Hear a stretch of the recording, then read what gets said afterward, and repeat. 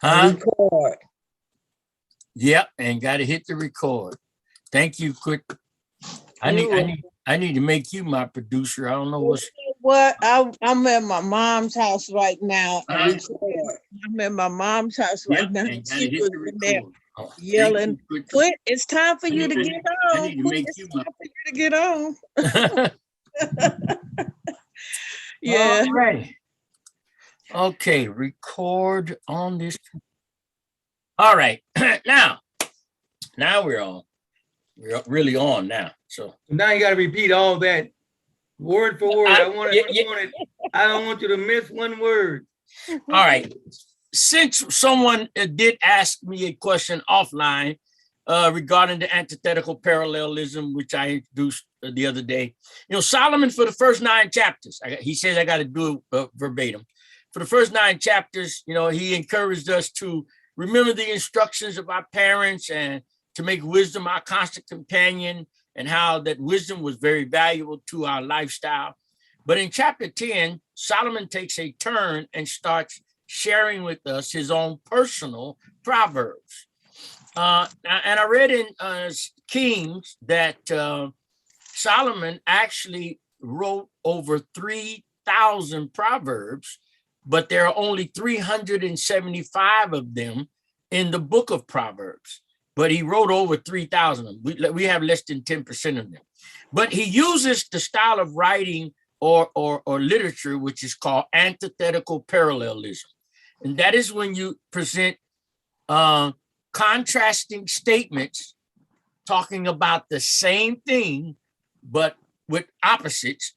For instance, a wise man will accept criticism, whereas a fool will hate you for criticizing him. And that's antithetical, the 2 different opposing statements that are talking about the same thing, parallelism. So antithetical parallelism is the style that Solomon starts out with in this 10th chapter of Proverbs. And you'll always notice that and what divides the 2 statements is usually the word but or the word and. And he's adding more evidence. So he'll say, the wise man will love you for criticism, and the righteous man will want to learn more. But the scorner will hate you, and the wicked man will despise you. So that's, the but is the divider between the 2 sides or the contrasting statements, but they're talking about the very same topic or subject. So it's a parallelism that it's going down the same street. It is antithetical because we're on different sides of the street. That's a simple way to explain and define antithetical parallelism. All right. It's a tongue twister too for some folks. So anyway, that's my opening monologue tonight. I'm real short tonight. So let's get into this thing about let me pull the scripture up. I should have put it on the screen. Actually, I should have went on and logged in with the iPad, because then I can share it. Yeah, let me do that. Say, got it. This meeting is being recorded. Got it. Okay, now I'm at the bottom. Now let me let's see. Share content. Okay. Wi-Fi, okay. Recording in progress. Okay. I need her to turn down. Turn off. Mute the mic. There we go. All right. I'm on it. Only the host can show. Okay. Let me share my screen. If you go into your security, you can change and have others share screen as well. Oh, okay. That's what I got to do now.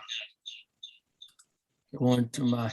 It should be right on the bottom next to stop video in that area. Yeah, allow participants. Okay, there we go. Now, share And you're still screen. getting echo. I'm trying to get rid of it. You can turn the speaker and the mic off. I turned the speaker off. If you got a, yeah, you gotta. I don't know what it's doing. Do you have a plug for like a speaker or Oh, headphone? let me plug in. Let me plug in my headphone. Yeah, because that'll stop it. I'll stop it. There we go. Now, okay. All right. I'm gonna pull up my screen. I want to share my content, share the screen. Okay. Okay. To Zoom. There we go.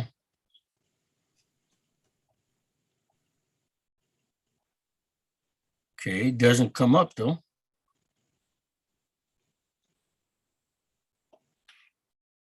What happened? I want to share my screen, share content. What are you trying to share? I'm trying to share my app with the screen broadcast. With the clarity screen? Here it is. There you go. I got it. Okay. You're sharing your screen. There we go. All right. Here we go. So Solomon starts out, and this is what a little bit of what we covered the other day. So this contrast between the wise and the foolish, the righteous and the wicked. Now,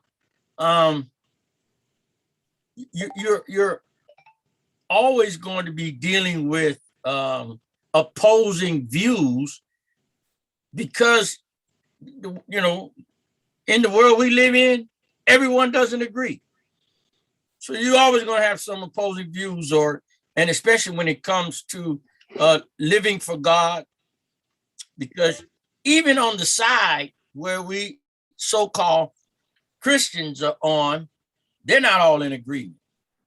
You're gonna have some disagreement there, and you're gonna have some issues of people. What's the word I'm looking for? Even if it's a common goal or a common need, people are in opposition. You know, but it's like you know, God didn't make us to be like machines. He gave us free will and we are free thinking.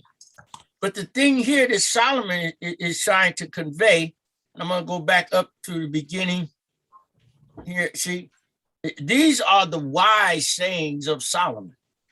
And we see a real different contrast in lifestyles between the righteous and the wicked, the wise and the foolish. And those are the sides that he, you know, it goes back and forth. But one of the things that I notice here, you'll notice in the first verse, it seems as though he's making a distinction between the mother and father and how they are affected. But actually, this is just an example, because in the final analysis, both parents are proud when their child and children do well, and both parents are affected when their children do wrong or make foolish mistakes. But here he's using this as an analogy, not as a standard of comparison. And he's not making the statement here that the wise son makes his daddy proud, but the foolish son makes his mama, makes her heart heavy. No, this is just a way for him to give an analogy of the feeling that a parent will go through, and the fact that, yeah, we know, how fathers are. They're real proud when, their sons achieving, Mama's the one though that's gonna go to bat for him when he mess up, even to the point where she'll stop daddy from chastising him too hard or heavy, because mama's always there to cover for you. That's the way it goes though. All right. Can everybody see my my iPad on the screen? As best as we can. Oh, okay. You know what I mean? You know, Yeah, my glasses. no. I can see it. Okay. Because you know, I have a what they call it. Oh, go back. No, go back. I have a was that 26-inch screen that I look through. Yeah, So, I can connect mine as well. yeah, so I just so y'all can read along. That's why I put this up here. You can see what I'm speaking of. So anybody, what do you all think about that? The definition first of antithetical parallelism, and do you think I explained it adequately so you understand the style of how Solomon is writing here? Yes. Okay. Because, all right.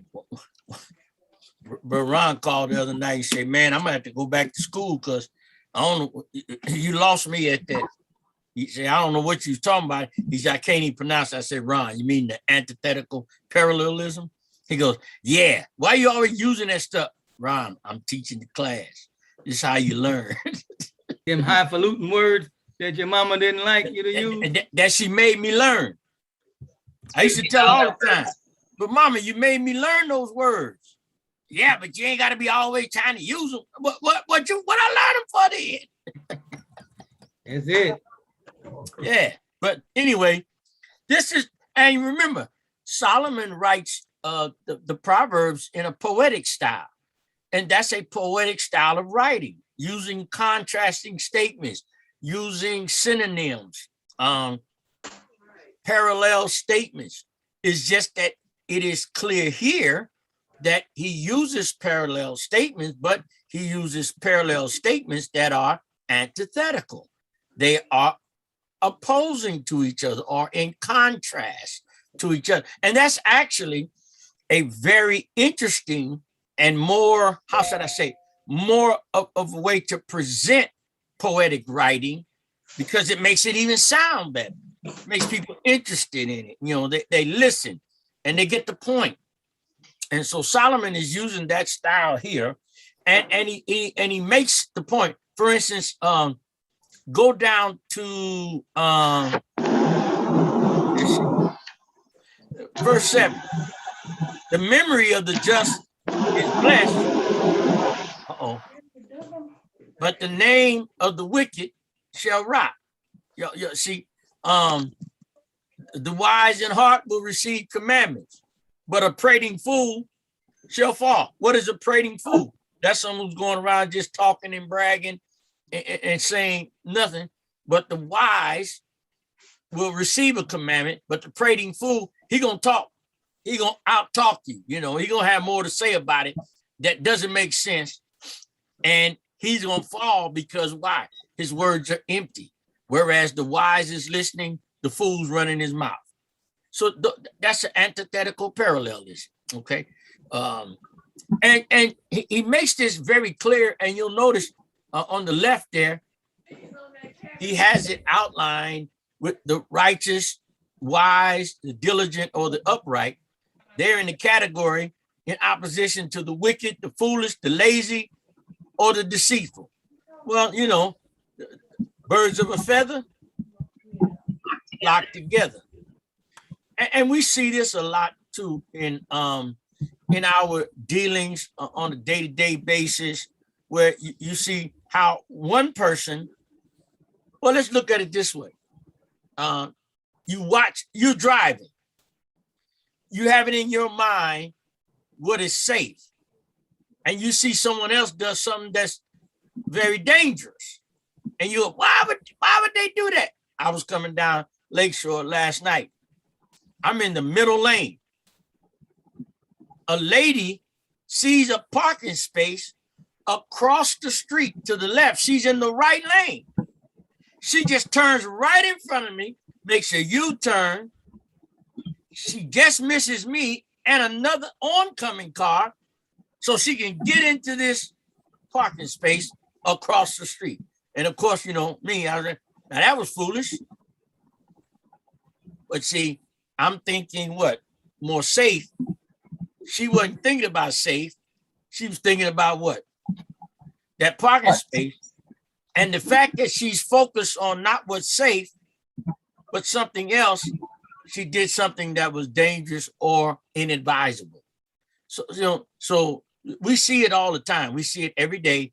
We see how people will make rash decisions, make foolish moves, do wicked acts, even act in a deceitful manner. I remember we went out to Olive Garden Saturday. I drove up to Santa Rosa to do an estimate, and I took my wife and my grandson with me. So after we finished, we go to Olive Garden, and while we were there, he asked for some hot sauce, and they brought him a little bottle of Tabasco, one of the little 6-ounce bottles, I think it was. So we get to eating, and we're on our way home, and he pulls out of his pocket. Yeah, I got that hot sauce. I said, no, you stole that hot sauce. Oh, I wasn't stealing, Granny. I said, Dalen, they got that hot sauce was for the people to use at the restaurant. You should have asked for it. I would have paid for it if they told you how much it is. Taking it is that's wrong. You stole the hot sauce. He just walked in, y'all. Yeah, I'm talking about you, the hot sauce thief. and he's sitting on the counter now. But he didn't think he stole it. But he stole it. Oh, look, now he bringing here to show it to me. Oh yeah. Now you see, they're my grandson, the thief. Y'all pray for him. Y'all pray for him. We're gonna have to lay hands on that demon. I'm gonna lay hands on it. Yeah. I'll lay hands on it. I'm gonna lay a hand on it. Hey, there's my artist. There's my artist. Yeah, we're gonna lay hands on him. I'm gonna lay a hand on it. Bind that stealing demon. Yeah. But he got that from my wife. Because for years, yeah, look, I know. We go to a restaurant, and you know the little condiment cups, the plastic ones. The hard, I'm saying. She get food to go and put them in the. I say, Lynn, you can't take them. They wash them and reuse them. We had a whole collection of them one time. I'm trying to save you. Yeah. Whenever, Devin. Oh no. Quit. If I'm walking across the street and a semi truck is about to hit me, somebody need to yell. That's right. I'm trying to keep this boy from getting ran over by a semi tractor trailer. Now that's a parallelism for you. Jesus saves. Jesus saves. Well, you need more saving. Antithetical parallelism for you. That was definitely antithetical. There you go, antithetical. There you go. It's anti-something, but you need to just move on. Okay, so anyway. Exactly. Anyway, as meanwhile back at the ranch, you see, what is to one advice was that is annoyance to another.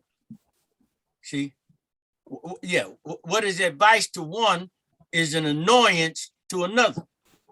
And so we have to always, remember that when we're dealing with people, everybody don't think the same way we do. That's not me. That's somebody else making that noise. Yeah, that's Sam turned off his mic. I don't know what that might have been me. What you doing, Devin? I'm sorry, that might be my piece. Oh, that's Devin, y'all.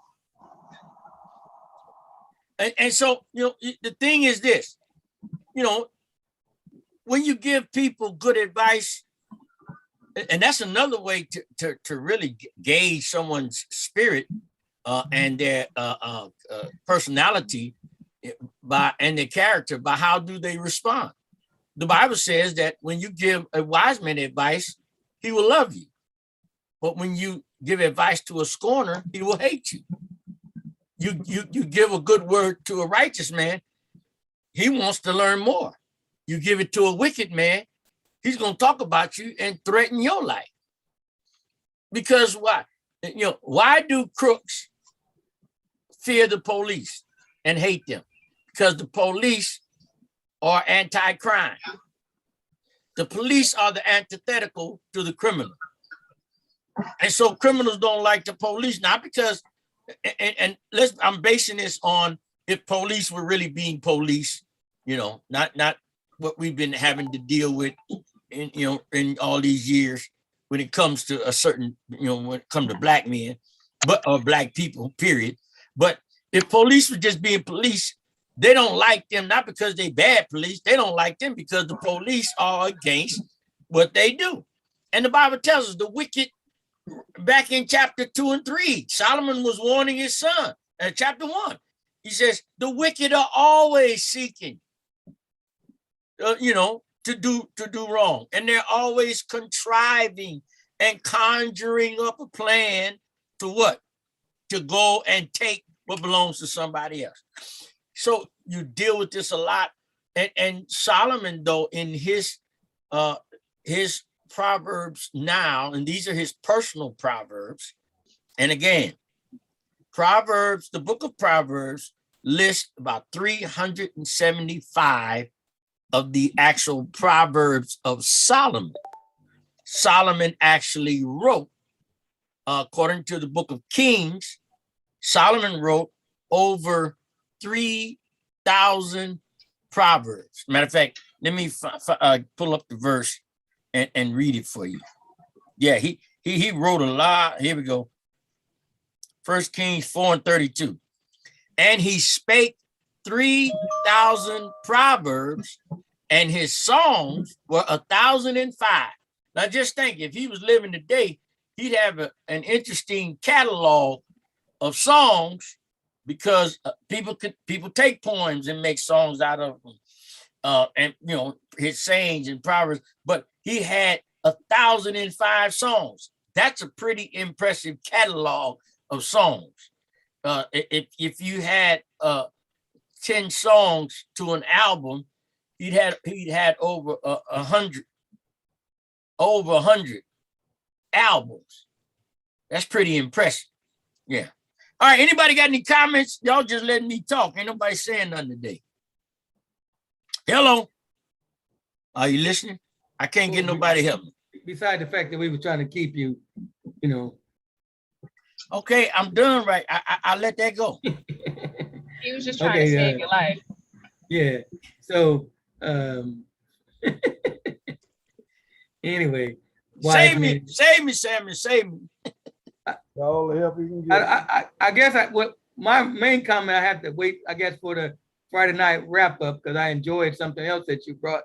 No, go ahead. So, you ain't gotta wait. Well, when you were talking, you talked about the term that is used about permissive will, and I thoroughly enjoyed that dissertation. So because it was eye-opening, and you think about it, you're right, because when I looked up the word permissive, even though you looked up in a different dictionary, I said, that is actually, it's like if I told my son, don't go out side while I'm gone, and he decided to go out anyway. That's daddy's permissive will. But it's really grace and mercy that's keeping us from being punished by God. It has nothing to do, because his will, is for us to do it right, and do it right the first time. Yep. Yes, sir. All right. Anybody else? I'm just listening and learning. I came in on the back end of that thing. In the back end of your monologue, so I'm just listening so I can learn. Oh, I see. You said a wise man listen. So you showing your character, huh? I'm showing my character being wise. So now, and you know what, and how many times though have we even lived and experienced that when someone says something to us, our first reaction is to why you got to say something, you know, rather than saying thank you, you know, okay, yeah, you're right, you know, just like I said, okay, moving along, okay, I got the message, you know, don't the reaction of your sin nature, your natural man, is to resist being told you're going too far. And people who don't lift weights, don't run, but they get a lot of exercise. They push things too far. Okay. Too bad they don't lift nobody's spirit. Right. They don't lift nobody's spirit, you know, but they always lifting up the wrong conversation and, you know, pushing the envelope, going too far. You know, they're always doing things that are inadvisable. And then get to the place where, what's the word I'm looking for? They get angry when it's discovered, or they're discovered in their wrong, and they take it. Okay, case in point, I taught Sunday school lesson for a church on Sunday, and it was on Cain. Their lesson was on, actually they were talking about Abel and his offering. But I said to them, think about this. They were in the 4th chapter of Genesis, and it talks about, you know, Abel's offering being received. He gave the first fruit. I said, but y'all listen to this. Cain killed Abel, and Abel did nothing to Cain that should have made him upset. He didn't do anything to Cain. He didn't curse him. He didn't steal from him. He didn't say anything out of the way to him. He didn't disrespect him. And this was his brother. He killed Cain out of jealousy because God told him his offering wasn't acceptable. And because God accepted Cain's offering, Cain accepted Abel's offering, Abel decided he's going to kill Cain. How many times do people get upset with the wrong people? And we take stuff out on the person who isn't even responsible for what we're going through. Abel was not responsible for the pun. And even to the point, he said to God, you have done me harshly. And people are now going to be looking for me to kill me. And God said, that's okay then. I'm going to fix that. I'm going to put a mark on you.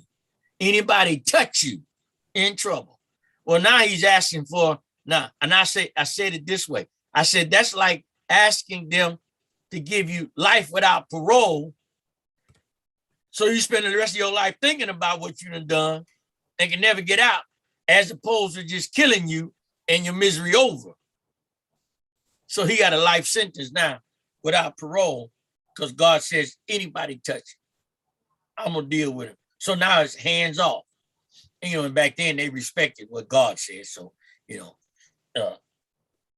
and okay, Devin's coming back. They were on the highway. So you see how that plays out.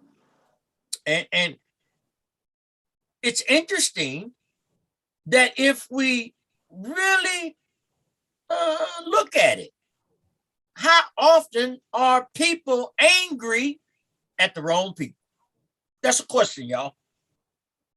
Well, I believe that a lot of times people pick on the meek because they're afraid of a comeback.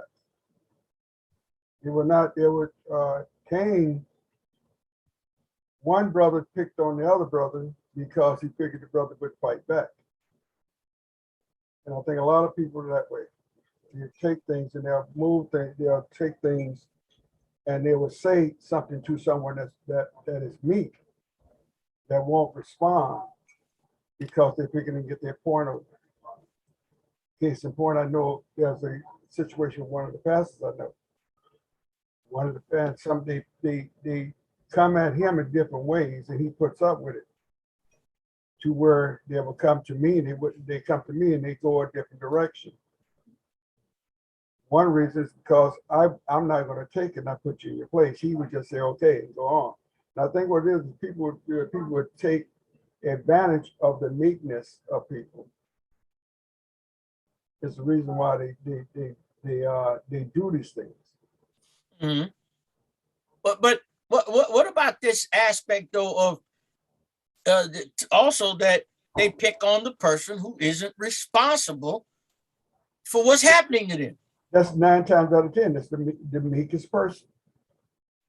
You know, they pick on, and if something is happening, they're not going to go to the person that's doing it to them because they're afraid they're going to come back at them. They'll go to the weakest person, the meekest person, because they get no response. So that's the reason why I think that people blame the wrong people. It's not that they blame the wrong people. It's the idea that when they blaming somebody, they don't want nobody no kickback to show them where they are wrong at. And how can you get away with it? The best way of getting away with it is when you blaming somebody for something and they're not saying anything. So they taking the path of least resistance. That's it. Mm-hmm. So they're picking on you because they think you're a chumpy. That's you said it. Yeah. What and you know, and I see that so often, you know, and like sometimes there's maybe a conflict on the crew, and there's Brother Ron coming in. He got a new name for his iPad, Pro's iPad. Hello, Pro. And they will seek out the quiet one on the crew, and they mad at the guy running the crew because he done said something disrespectful, and they go pick on the weak guy. You see that all the time, you know. And it's a thing that's a thing. I think too, where that was part of Cain's nature, that human nature. He got upset because God honored his brother's offering and the manner in which he gave it. And rather than him trying to correct what he had done incorrectly, he just decided to take out the one who had been praised for doing it the right way. And the worst part about that is even with that, he still didn't get his offering. Yeah. It didn't even help the cause, you know, what he was angry about. All he did was cause more problem for himself. And so he kind of compounded. I think what Bishop was saying is the fact that he's probably trying to deflect the blame off of himself onto somebody else, Right. so that you don't have to come to grips with the fact that you did something wrong. Right. Yep. That's like I have the grandkids, they be getting into stuff, and I get on one, and they'll go back and start getting on the other one. I said, no, they didn't do it, I did it. I'm the one that punished you, they didn't. Well, about that, no. If you want to go to come to anybody, come to me with it. Mm. That's it. They're trying to put blame on someone else, and I said, no, they didn't do it. I'm the one doing it. You got something to say to me. But that's the way we do it people anyway. You know, we don't want to go to the person that actually offended us. We're going to put the blame on somebody else. If you wouldn't have said that to him, I wouldn't be in the trouble. I mean, Right. I wouldn't have done. No, go to the person. If you think I said it, come to me. And she deal with me. So yeah, and you know that is one of those situations I think where you know we can really grasp how unfair the wicked can be. Right. They blamed the wrong people. And who was really responsible for what happened to him? Himself. Cain was responsible himself for what happened to him. And Solomon says, the wicked will speak his own ruin out of his own mouth with his own tongue. He speaks his own issues himself. Right. Because he speaks out of turn. He says the wrong thing. He's antagonistic. He's always in a fighting posture, angry. I know too how that can be dealing with a person who's always angry. And no matter what you say to them, it's the world, against them, and everybody else is, mistreating them. And I've learned how to, even when talking with them, to quell that by making another statement that causes them to see it differently. We have to really study behavior and then know how to, what's the word I can say, how to suppress when people are trying to, just be angry for the sake of being angry. Make a statement to them that causes them to see it differently. And diffuse it. Say that, Sam?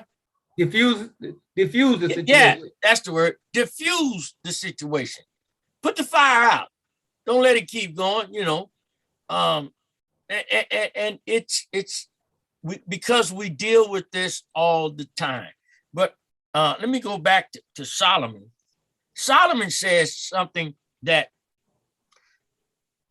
this was the one that I keyed in on, was he says, he taught us in the first 9 chapters, but in those Proverbs, he made these short, real clever statements, but now he's trying to illustrate the way we should think. He wants to illustrate how we should speak, how we should act, how we should treat others. Now, all of those things, remember, we encounter in the hours of the day that we are, and we don't have to leave our house to encounter it, because we got these things called cell phones. And they're constantly going off, and somebody's on the other line. And guess what? You got to think before you speak. So he said he wants to illustrate how we should think, how we should speak, how we should act, how we should treat others, how we should value our loved ones, how we should manage our money, how we should work. And all of that teaches us how to handle life's situations. There's no day that I spend where I only have one issue to deal with. And it's like if I'm in the midst of a serious issue, here come 3 or 4 more trying to, jump line and want to be more important than the serious issue I'm dealing with. And if we don't study how to think first before we speak, and then how to act, because sometimes if you say something too fast and then do something different, then you get a label or a tag of being a liar. Well, you said so-and-so, but you did. Well, something happened. You see, so because why? We didn't stop to think first. We didn't contemplate, we didn't consider. And we just go about doing things and just making reactions rather than thinking so that we can properly respond, and then learning how to listen. A lot of times we prejudge. And I'll say it this way. As much as we are misjudged, we should really be careful in prejudging. Because people a lot of times misjudge us. And then when we tell them what really was going on, that, oh, I didn't know. I thought it. Now that's another one that gets me. Now, Bishop tells me, he said, DACUS, we were supposed to, I was supposed to be over there and at 92nd and International at 3, but on the way out the door, said my granddaughter came by, dropped off my great grandkids, and my wife wasn't there, and she was on the way, so I was waiting for her to get back. So it wasn't that I was late on purpose. I had something, and then instead of me saying, okay, I said, man, I thought you was flaking on me. Now, why I got to go through that conversation? Yeah. See, that's a wasted conversation, because if he just explained it, then why do we feel it? That's my question for y'all. Why do we feel it necessary to give you the, well, I thought? Why do we feel that necessary? Why can't we just? I would say we do the same thing when people ask us a biblical question and we don't really know the answer, but we'll give them an answer anyway, because we feel like, I guess we got to give them an answer. We can't, tell them, I don't know.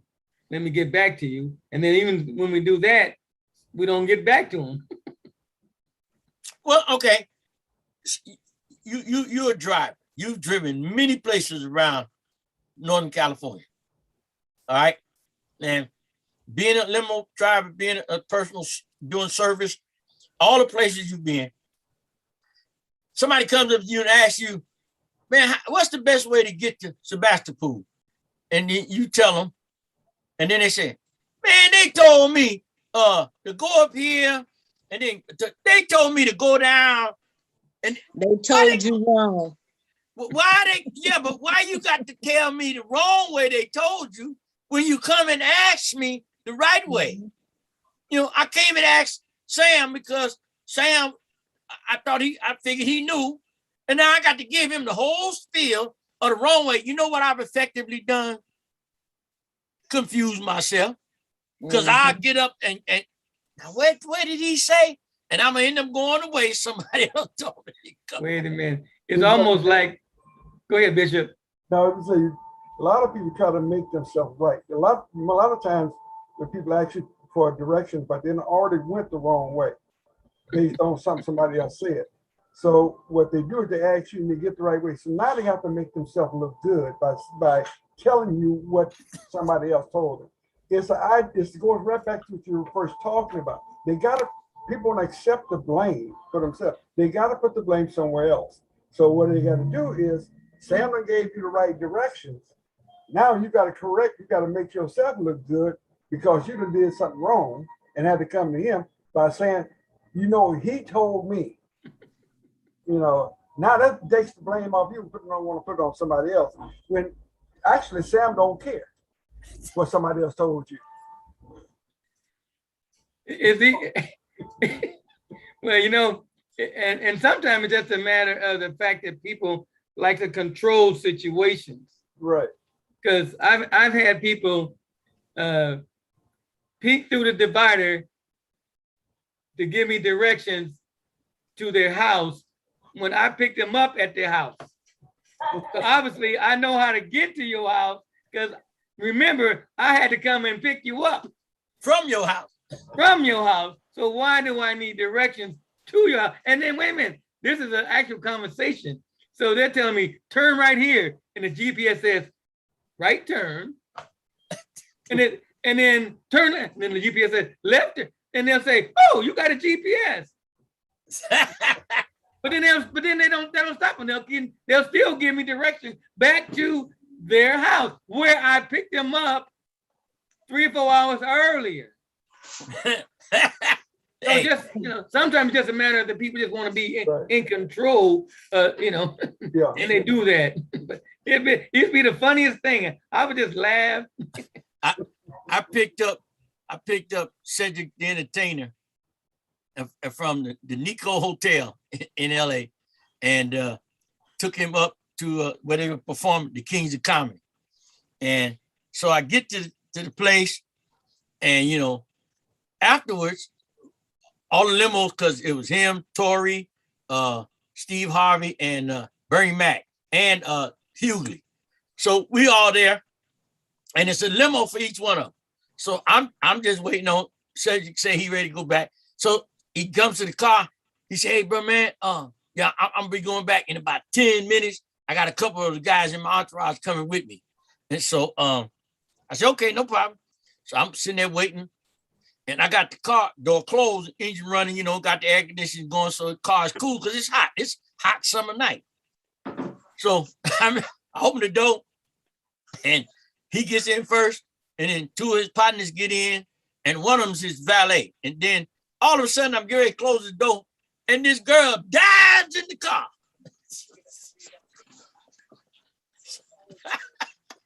So she diving past me, and I was quick. I snatched, and I got a hold of her britches.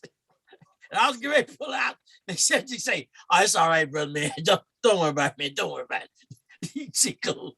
So I let her go. She get in. We start going back to the hotel. And all of a sudden, I got the divider, you know, up. And I hear this tapping on the divider. What is this, you know? So I hit the intercom and I say, what's his name? Yes, I say, yeah, yes, sir, Mr. Cedric. He goes, "Oh, bro, that ain't me." He said, "That's that broad." I say, "Well, what she want?" He said, "Man, don't pay no attention. She talking about you going the wrong way. I told her you picked us up." So we driving. Now, Sam, you know, I'm in one of them long 120s, you know, and you can't just drive in a driveway a certain way. And at the hotel, you can't turn. It's a real narrow street, and you can't turn because it's a circular driveway in front to drop them off at the front door. But the limo won't make that turn. So I have to come down a side street and come in because the entrance is here. The side street's over here. It's a perfect angle. I can come to the left, go in the driveway, and make that turn and be heading back out. So when I turn down this street, oh, she's back there yelling, "He don't know where he's going. This driver don't know." And so I get in there and I get in. So when she get out the car, I'm just looking at her, you know. And I'm going, I say, so anyway, they go inside and I hear Cedric fussing at his guy because, you know, he told me, "Man, you didn't tip the man. I told you to tip him. Matter of fact, man, give him some extra money because that woman was getting on his nerve because she was getting on mine." But they people don't rationalize, like Sam say, in control. Now, first of all, she was an add-on. She wasn't even supposed to be in the car. She's a groupie. That's the first problem. Second problem is, yeah, I was the driver. I picked him up from there. So evidently, I knew how to get back there because I had to get there to get him. You know, and the third thing is, you ain't paying for this car, so don't tell me how to drive. Yeah. See, then too, you know, like I say, a lot of times it's just the fact of control. They want to control. You know, Yeah. in some of those situations, you actually have to go past the, you know, the entrance and then back in the, you know, the exit. Yeah. But and so people, you know, looking at you crazy, and then they want to help. They want to help you steer and all that. Get out my way. I need my mirrors. You standing in the way. Now I got to make sure I don't hit you and that pole and that car by you. So, but see, when people, you know, when you go back to the direction thing, because is like what Butch was saying. I done already went the wrong way, or I done already done the wrong thing. So now, once again, I'm trying to deflect the blame onto somebody else, so I don't have to take any responsibility for the fact that I'm lost. Yeah, man, I'm stuck out here. Bishop, I know where I am. I ain't lost. I'm stuck out here because they told me, they didn't tell me to go the way you said. They told me, man, I'm trying to get you and your let's say you and your pulpit, you know, and everything's going well, and all of a sudden here comes some jackleg, you know, trying to tell you, well, Bishop, I think you ought to put the candles over there.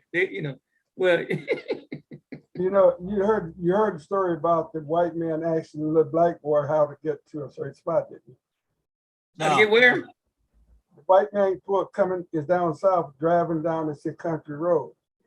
He saw this little black kid standing there, and he said, "How did he asked the direction to a certain spot?" He told him, "Go up here when you see the little stump with the little tree sitting on the top. You turn there. You go down a little ways. When you get down there, you're gonna see a store that's gonna be on the right hand side. So you make the left turn and you go there." And he said, "Tell him how to get there." And the guy said, "Man, you sound like you don't know where you're going." He said, "No, I'm not lost. You are. I know where I'm at."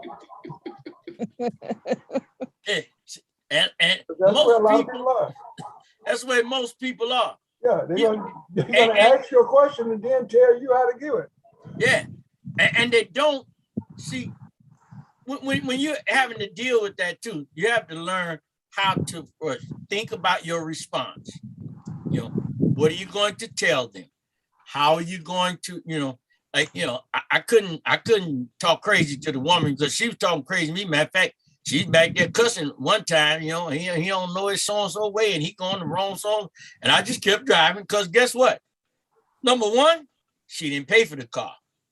Number two, she wasn't on my manifest of passengers. Number three, I was getting paid to be the driver, not straighten her out. And number four, that was his guess. If he couldn't handle it, I ain't worried about it because he told me leave her alone, let her in the car. I drove. That's what I was supposed to do. We got to learn how to get along with others, how to deal with others, how to treat people right. And the other part was, guess what? I was really managing my money because I had already been told, "Hey man, you got the guy that's the good tipper. He gonna tip you well." He said, "I'm telling you, man, you got said he gonna tip you good, man. So take care of him." Listen, I'm managing my money. I'm driving. I ain't got time to be worried about what people said. But they do, and people are always going to be, because we deal with that antithetical, the contrasting person all the time. I mean, you're dealing with stuff. I remember one time driving a quinceañera for my brother, and, I had to stop, pull off the highway, pull the car over, and I'm sitting there and they're going, "Why you ain't driving?" I said, "Because you all were told when we started this ride, you are not to be hanging out the sunroof. This car is not moving till y'all get in the car, sit down, close the sunroof. And when you close this time, I'm locking it. So you can't reopen." I was serious. And in fact, I said, "I'm turning on the air because I'm locking the windows too." They're all hanging out the windows, hanging out the sunroof. I'm driving down the highway doing 60 miles an hour and they hanging all out. That's and when people are not thinking rationally, I couldn't get ignorant like them. Number one, I didn't own the company. It's my brother's company. I represent him. And if I represent somebody, and that's another thing we don't understand. We call ourselves children of God. We represent him. And when Solomon says that the son that's good makes his father proud, but a foolish son is a heartache to his mother. Listen, when good or bad, you are a reflection on your family. People look at your parents and your family when they look at you. We got to be, I may want to say something, I may want to tighten you up, I may want to do something, but I can't do that because why? I'm not representing me. I don't represent me, and you got to always remember who it is you're speaking for and who are you representing when you're in the public. Solomon says this. He says this in the commentary in that about that first verse. He talks about that. He says, "You are a reflection of your family." So if you do something right, if you do something good, let me find that. Here we go. He said, "No matter our age, if we practice these principles, we will be successful in life and will be a blessing to our families. Wise children bring joy to a father. Foolish children cause a mother grief. So he says, we can bring joy to our parents or we can bring them great sorrow. But he wants us to understand the full impact that your life choices has upon your families. Your choices affect your family. They affect your mother and father. Now, I'm grown. I ain't hurt nobody but myself. Yes, you are. You are hurting more than yourself.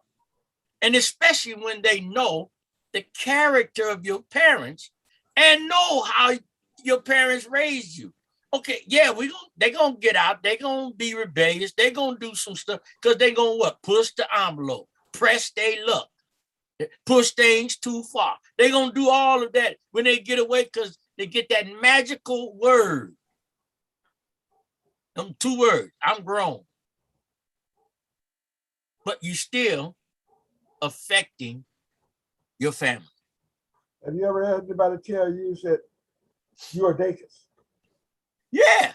And because they're basing that statement not on you, but the way you act compared to your one of your siblings or your mother or your father. That I had them say, you're healthy, aren't you? Then I say, why are you acting like that? Yep. And they'll say that based on the idea that they know my older brother, my older sister, they knew my father, they knew my mother. So if I acted another way, they say, you are an elder, aren't you? Yeah. And what are they telling you? Somebody say, you are a DACUS, aren't you? Oh yeah. Yeah, we went to a back to school night when my children were in, I think, elementary school, and then met the teacher. She says, "Oh, I was hoping I was going to get another DACUS," because she knew. Well, first of all, she knew that we was backing her 100% as far as discipline, and that we didn't play that acting up in school because Barbara Jean didn't play it, so I didn't play it. And then too, we stress the importance, with the children. But yeah, that does carry weight. Yeah. The teacher was basing it not on you, but was based on the name of the person that they knew. Mm-hmm. They knew Barbara Jean. So they're assuming that Barbara Jean's kid is going to act the same way as Barbara Jean. Yeah. So if you act anything different, they're going to look at you and say, you are a DACUS, aren't you? Yeah. Yeah. Yeah. And Exactly. they tell you in a minute, well, you ain't worried about them because their mama, don't trust me. We went through the same thing. That's why I said that. Yeah. Because you're right. People base you are a reflection of who you belong to. That's right. That's the way I put that about the best way I can put it. If you belong to God, you're a reflection of God. If you're a follower of Christ, you're a reflection of Christ. My point exactly. So I told people last Wednesday, and that's why I wasn't on last Wednesday. I was teaching a Bible class last Wednesday night. Told them people need to. So if you are a so-called Christian, you need to act like a Christian, and whatever your responsibility as a Christian, you need to stay in your own lane. I said the problem we done got into is that we Christians are getting out of our lane. We're trying to do everything for everybody else and try to do everybody else's job instead of doing our one that God has given us to do. That's why people say, you are a Christian, aren't you? Yeah. Supposed to be. Yeah. All right. It's 6:05. Any final comments? We're going to wrap up for the evening. Any final comments you all have for us tonight? I enjoyed listening to y'all. I was cooking something for Mama, so that's why I was just listening. Tell Mama hi. I will when I go back in the back. I had to come sit down. My back started hurting. Yeah. Enjoy. So I came to the front. Okay. Tell her So to I'll enjoy. tell her. All righty. Pastor Samuel. It's always good, and it's always a pleasure to be on, and thanking God for everything that He's doing. All righty. Y'all stay away from that permissive will crowd. Sister And, Devin. and stay away from my sister for a few hours. Uh-huh. Sister Devin, Yes, sir. any final comments? No, sir. Oh, good. Well, you guys stay safe. You still out on the highway? Yeah, we just we're getting back on. Oh, y'all, I'm sorry. Y'all pray for Fifi and Tan and G. They're gonna hit the highway tonight, headed to Texas. Fifi, well, you know my sister Carla bought her a new house in Texas, and while Fifi was down there, she found her a new house. Oh, So okay. came back and she done loaded up this trailer, and they're supposed to be pulling out this evening. So she going back to Texas, huh? We done bought her a house, done moved all her furniture. You know, she was living down there, so she had left all her stuff down there while she was here, all her Right. furniture and stuff in storage. Okay. So she done had that all moved into her new house, and she getting up out of here. All right. We'll pray for them when we close out. All right, everyone. Thank you again for joining. And Lord willing, we'll be back on in the morning for our moment of inspiration on a moment of truth. And then back on tomorrow evening. What'd you say, Brother Ron? Not just at 10:20, I'll be at least, 9 o'clock. I'm setting up a tea time right now. And you can hear you. No, Harold is finishing the show with We're gonna mute him. You know, they're setting up a tea time while we trying to cut the close out. So anyway, we going to be on in the morning, 5 a.m. to 5:30 for our morning inspiration. And then back on tomorrow evening for live at 5. So let's pray. Father, we want to thank you now for blessing us. Thank you for this time that we have shared. We want you to look on our sisters as they pull out on the highway this evening. Give them safe highways to travel. Let them arrive there safe without any hurt, harm, or danger, mechanical breakdown. Let them arrive there safe, and let these others that are coming back to return at the appointed time. We ask this blessings in Jesus' name. Amen. All right, everybody. God loves you and I love you. You know, ain't a thing you can do about it, but love me back. Lord willing, we'll see you all on tomorrow. You all have a wonderful, blessed evening and enjoy the rest of your evening. You too. Night. Good night. good night, Yeah, good night. young lovers. Well.